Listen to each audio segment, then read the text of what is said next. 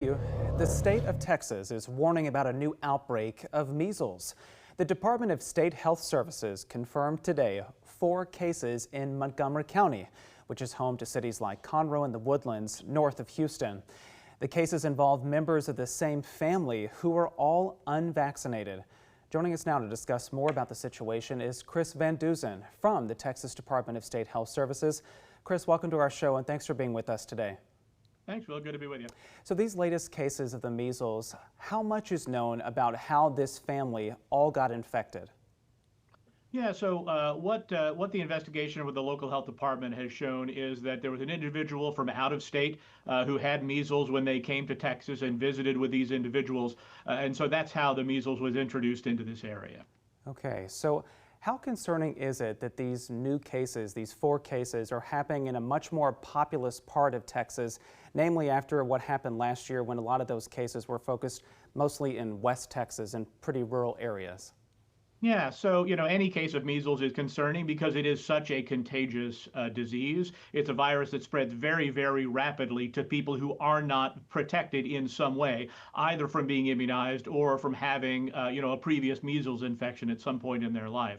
The good thing, when you look at, kind of comparing Montgomery County to the areas in West Texas where we saw the large outbreak last year, is that immunization rates are much higher in this area, in and around Montgomery County. I was just reviewing some of the data earlier today, and our most recent data for this past school year shows more than 97% of 7th graders have been vaccinated with the MMR vaccine. That's the one that includes the measles vaccine. It's a bit lower, about 92% among kindergartners, but that is considerably higher than what we saw in many of the areas that experienced the outbreak last year.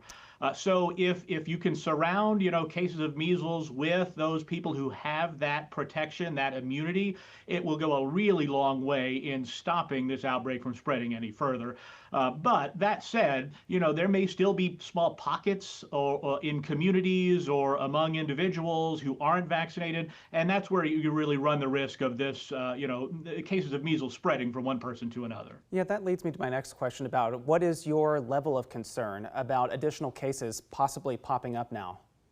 We may see that, and then that's really one reason we wanted to put out the health alert and advise people, not just members of the public but healthcare professionals as well, to be looking out for this. We also know that measles is spreading in many places around the country. There are outbreaks in multiple states and in multiple countries around the world, and people are traveling right now. It's the end of summer vacation. We're getting to it anyway, so folks are still visiting family, coming back, getting ready for back to school, and so just something to be aware of as you go and visit other parts of the country. Know what's going on with illnesses like measles in that area. Make sure that you've been protected by making sure that you and your families are up to date on immunizations. Well, yeah, as you mentioned a moment ago, Chris, the state is asking doctors and the public to stay vigilant about any potential symptoms of the measles. What are some of those signs? What do they include? Yeah, so they start with some kind of fairly general symptoms, fever, fatigue, those kinds of things for a few days, maybe a sore throat, aches, other kinds of aches. And then after a few days, you get the telltale rash, and that, usually starts around the hairline, kind of spreads down the face, down onto the body. And that's where a lot of people might recognize, okay, this really does look like something at least like measles. But the challenge with measles is that people are infectious really from those initial symptoms. So about 4 days before the rash starts to about 4 days after. So if you know that you've been exposed in some way or you think you may have been, you're going to want to stay at home during those periods. So if you start to get sick, so that you're not going to spread it to somebody else. Okay, well, the MMR vaccine, as we've been talking about, is the most effective protection against the measles here.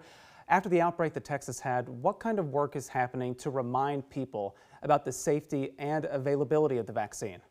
Sure, it's something we do on an ongoing basis, but certainly in the environment we have right now where we're seeing measles outbreaks in different parts of the country, just want people to know that it's a vaccine with a long track record. We've been giving it for decades and decades, and it is widely available. So you can get it at your doctor's office. Pharmacists can administer it as well. So check with your pharmacist, your doctor, if you haven't been vaccinated before and need to be.